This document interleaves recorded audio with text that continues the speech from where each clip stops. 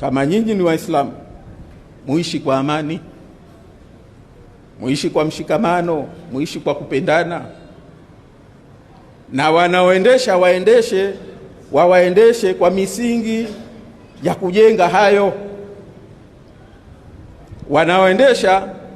Wanaosimamia mambo yenu wasimamie kwa nia ya kujenga hayo. Tusiishi kwenye unafiki, tusiishi kwenye dhulma, tusiishi kwenye kudhulumiana.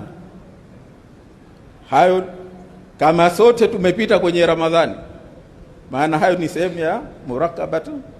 Tupambanie hayo, kwa sababu tukiyapambania hayo ndio hii nchi itapata faida ya huo Uislamu, itapata faida ya hizi ada zilizowekwa za Uislamu, mila iliyowekwa Mwenyezi Mungu aliyotuwekea, ili tuwe wema, tushikamane, tupendane, tufanyiane ihsani, tufanyiane wema, tusidhulumiane.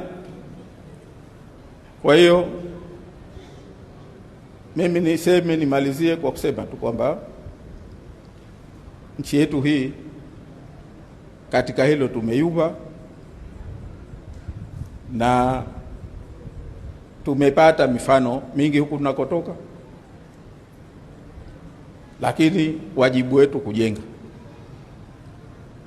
Na kwa upande wetu sisi ndio tupa dhamana ya kusimamia mambo ya nchi yetu, ili kujenga misingi iliyokuwa inastahiki katika nchi yetu. Tusende hivi tunavyokwenda, tusende mpaka mtu akauliza hawa ndio Waislamu wa madhehebu gani? Kuna Uislamu huu? Hawa Waislamu kweli? Ni lazima tujenge misingi itakayoendana na kwamba kweli hawa ni Waislamu. Na kuendana na kama hawa ni Waislamu ni kwenda nchi yetu ikaendeshwa kwa misingi ambayo itakuwa ni ya kistaarabu, itakuwa ni ya haki, itakuwa ni ya kujenga mshikamano wa watu, itakuwa ni kusimamia haki za watu, itakuwa ni wakuwapa watu ikawa kweli hii ni nchi yao, wanalolitaka wao kwa wingi wao, likawa hilo ndio liwe. Iendeshwe nchi yetu kwa misingi hiyo, ndio tutakapoweza kusimamisha dini yetu. Na bila kuwa na misingi hiyo, dini yetu itayumba.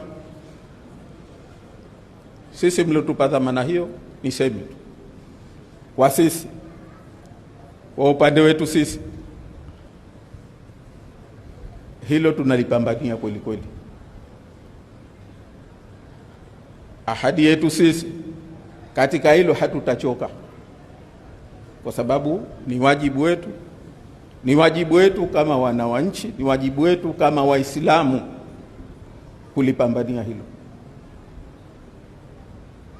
kwa sababu tuna dhamana. Tulipokubali hayo, tumekubali kama Waislamu pia dhamana ya kuwasimamia haya ili yasimame. Wapo akina Nadir bin Harith, wapo akina Ibn Salula. Mimi niwaambie kwamba hawa hatotutoa sisi kwenye reli. Tutasimama katika hili, na inshallah Mwenyezi Mungu madam tunatawakal kwake, basi tutasimama nchi hii tuisimamishe katika misingi ambayo itakuwa ni haki. Tunapambania hilo, na inshallah tuendelee kuomba dua katika hilo. Hatutokata tamaa, tunaendelea nalo. Niwahakikishie kwamba tunaendelea nalo.